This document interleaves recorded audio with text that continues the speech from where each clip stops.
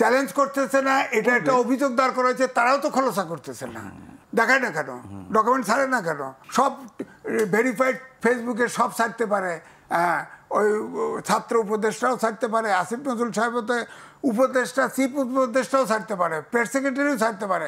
এটা ছাড়ে না কেন? যে আমারে তো 6 তলায় উঠাইছে নামাইছে, আমার তো 6 মাসের জেল ছিল, আমার বিরুদ্ধে দুর্নীতির মামলা ছিল, এগুলো খালাস না করেই তো আমি দায়িত্ব নিয়েছি। তো আমি তো নৈতিকভাবেও পারি না, আইনগতভাবেও পারি না। মানে দায়িত্ব ছাড়ার পরে যেসব সমস্যা হতে পারে সেগুলো আলোচনা হতে পারে। তো এটাই তো আমি বলছি। আপনি বলেন তো দেখি, আমি নিজে বলেছি 662 জন আর্মি চিফ বলেছিল যে সেনানিবাসে আশ্রয় নিয়েছে। বারবার বলেছি এই তত্ত্বাবধায়ক সরকার কেন তাকে জিজ্ঞেস করে না? 662 জন কোথায় গেল? এখন আমরা তো দেখেছি ভারতে করে, দুবাই করে, অমুক জায়গায় করে, তালিকা প্রকাশ করা হয়েছে। পরে তালিকা প্রকাশ করছে, করার পরে অ্যাপিলেট ডিভিশনের প্রধান বিচারপতি কোথায়? ওখানে ছিল, আরো একজন ছিল। তাহলে এই যে 106 অনুচ্ছেদে এই অন্তর্বর্তীকালীন সরকার বৈধ কে করলো, এই প্রশ্ন তো আছে। ওনারা জবাব দেয় না কেন? এটা ডকুমেন্ট ছাড়ে না কেন? কে দিল বলেন? তাহলে ওনার সরকার যদি ওটা সঠিক হয়, তাহলে এই সরকার অবৈধ। আবার রাষ্ট্রপতির কাছে ওত নিয়েছে, সেদিন আমিও দাওয়াতে ছিলাম, সংবিধান সমুন্নত রাখার জন্য ওত নিয়েছে। সেই সংবিধান সংস্কার করে কি করে বলেন?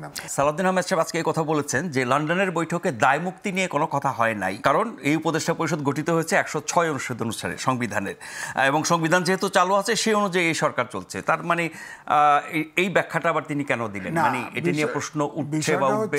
106 অনুচ্ছেদ অনুযায়ী যে এই সরকারকে বৈধতা দিয়েছে, এটা তো এখন হাওয়ার উপরে ভাসতেছে। এটা নেওয়া হয় নাই। মানে ল মিনিস্ট্রিতে আসিফ নজরুল সাহেব এখানে একটা দিয়ে কাল্পনিক, ওর ভিতরে আমার কাছে ডকুমেন্ট আছে, তো ওর ভিতরে কোনো বিচারপতি স্বাক্ষর নাই।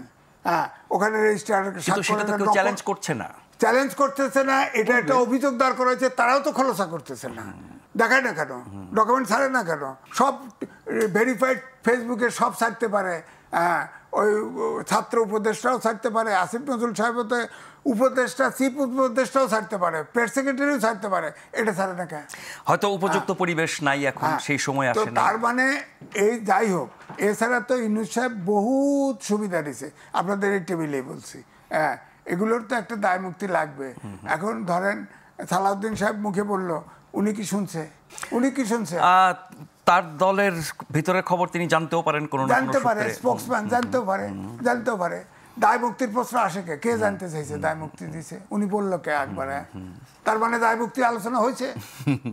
নাহলে উনি একবারে কেন বলতে গেল কোনো দায় মুক্তি তো তারেক রহমান না, দায় মুক্তি তো ডক্টর ইউনূস চাইতে পারে, কারণ তার তো অনেকগুলো ফল্ট আছে, তার এবং তার সরকারে।